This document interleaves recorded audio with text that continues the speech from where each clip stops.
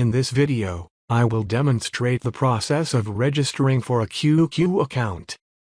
The initial step involves downloading the QQ application onto your device.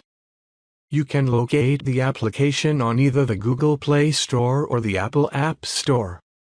Simply search for QQ and proceed to download the official application.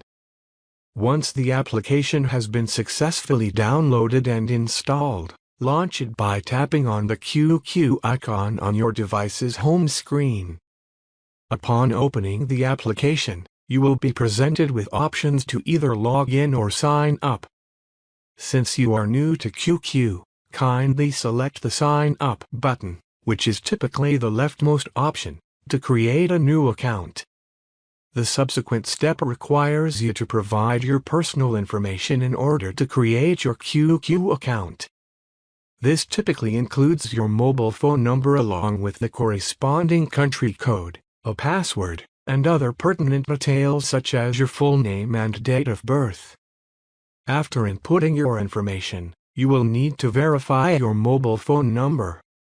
QQ will transmit a verification code to the mobile number you have provided. Kindly enter this code within the application to confirm your identity.